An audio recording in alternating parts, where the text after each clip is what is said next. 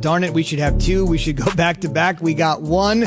Now Russ is completely in control. If they'd have ran a damn ball instead of throwing it, they have to. No question. Marshawn Lynch was frozen out. Malcolm Butler made the play of a lifetime. He got paid, and then obviously he got frozen out with the Pats. Nobody still knows what happened to that. Every single time I see that highlight, I want to throw something at the television. It made zero sense to me why Coach Carroll in Bevel would make a decision to throw when Marshawn Lynch just got you there. Just turn around and hand it to him. Turn around and hand him the ball 5 times if you have to. Get an extra down. Whatever. Do not throw the football. That's all. I didn't get it, but oh well. That was Pete Carroll and offensive coordinator Darrell Bevel. You said you didn't understand it. 0% chance that they could probably stop Marshawn Lynch the way he was playing. But we go from 0 to 100 because that Seahawks team and the championship team the season before when they beat the Broncos in the Super Bowl were clearly led by the Legion of Boom. They disassembled it. They essentially said, we're going to build this team around the offense. We're going to build it around Russell Wilson. And he might be getting a great weapon. He's already, of course, got Tyler Lockett. He's got DK Metcalf. And now perhaps Antonio Brown. Pete Carroll said they are kicking the tires on Antonio Brown. And by the way, the Seahawks aren't the only team doing it. They're going to have to hold off a couple of other teams to sign AB. We're waiting to see who those teams might be. Just a quick rundown on what's happened to, of course, to Antonio Brown, just to show you, Key, how much has happened. This guy's been on 3 teams in a span of 7 months. Let's go to pre-pandemic. Can you remember life pre-pandemic? March of 2019, the Raiders finally say, look, we're going to take it on. They trade for him. So March 9th, 2019, he's a Raider. September 7th, I'm free. Do you remember that video? So that's September. Not very smart, but go ahead. 2 days later, he signs with the Pats. Then he has a great game with Tom Brady and the Pats, balls out in Miami, and 11 days after they signed him, they cut him. So essentially, he was on the Steelers, the Raiders, and the Pats all in a span of 7 months last year. Now he's been sitting out. He's got an 8-game suspension to start the season. Here we are approaching week number 7. So if Seattle or anybody would sign him, Key, it would be his 4th team in 19 months. What do you make of it? I'm okay with it.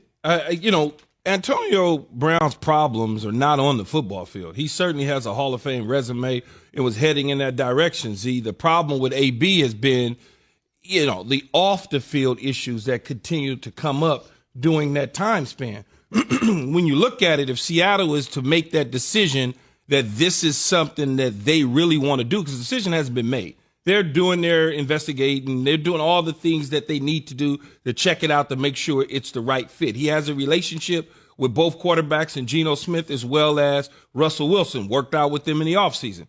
When you look at Seattle, you look at it and you go,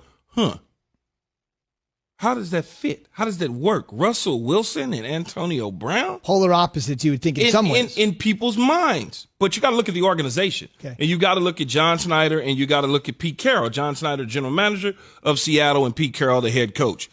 Pete Carroll has a history of 2nd and 3rd and 4th and 5th and 100 chances for guys that he believes in, whether it's in college football at USC or whether it's been his tenure up in Seattle with the Seahawks. He's taken on guys in risky behavior through the draft as well as through free agency. He traded for Marshawn Lynch that people said wasn't a bad guy.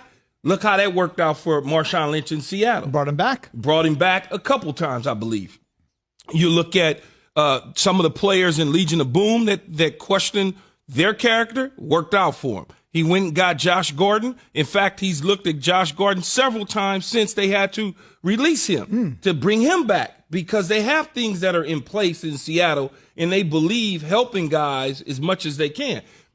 And I think there's some leadership in Seattle, not just in the football field, but in the organization that certainly could help a guy like Antonio Brown. When you go to the field, you match him with Tyler Lockett, who is one of the top 3, maybe 3-4 slot receivers in the game, the young DJ Metcalf. You got David Moore and Greg Olsen. Those 4 guys with AB, you slide in there. AB is kind of like everything's there. There's the cake. We got those 4 guys. That's the cake. The icing is on it. Mm-hmm. Now I'm getting ready to go put it on the table, and I think to myself, how can I make this cute and make everybody want to eat it? You go to the pantry or your cabinet, you come out with those little sprinkles all the kids like, and the kids go crazy. That's what AB's going to be for the Seattle Seahawks in that offense. He's that sprinkle that everybody goes, wow, man, that thing really looks good now. That's what he can do. He can lift the coverage for DK Metcalf. He can lift the coverage for Tyler Lockett. He's not going to be, and I know how people are. First thing they think is going to be a problem. He's going to want the football, all of those things and those narratives that they want to set for him. That's not going to be the case in Seattle. It's just not. You go back to that timeline. One of the major issues in Pittsburgh was he wanted his damn money. They decided not to give him his money. One of the major issues in Raider Town was the feet. The feet started it all. The cryotherapy chamber. You remember that, everybody? Cryotherapy chamber started it all. Frozen feet. Frozen feet. So then it became a problem. Then he got into it with Mayock, the general manager. So that became even more of a problem. Then all of a sudden, the off-the-field stuff came up because he was a model citizen, so to speak, in New England. For those 2 weeks that he was there, right? he actually stayed at Tom Brady's house. That's so right. it was kind of like, okay, everything worked out. We cool. He went to Miami. He caught the touchdown, had about 57 yards on an X amount of catches. And then they fired him. And then he went ham on Mr. Kraft. So it was kind of, then he had the truck incident with the moving company. Correct. So it was kind of like everything was spiraling out of control. Sometimes when you miss something so bad, you get your act together. And he's missed football for those amount of months that you mentioned. He's been out of the game. The game is going to move on. It's like an assembly line. One gets on, the other gets off. They're not stopping. Right. And so maybe for him, he's woke up now and said to himself, I've got to become a better person in a better situation. The one thing that I do know, if he was a problem on the football field, Russell Wilson wouldn't go to bat for him. They wouldn't work out with him. Football players don't work out with guys that are problematic and get in the way of their success. They just won't do it. They're not going to orchestrate workouts and throw to him and bring him to the house. But they're not going to bring that in to my family. He may have some off the field issues that he got to deal with, but on the field, he's a plus for Seattle if they decide that that's the direction in which they want to go. As I mentioned, they're going to have a couple suitors to hold off. It's time for Straight Talk, brought to you by Straight Talk Wireless. Pete Carroll, straight to the point on the possibility of maybe signing AB.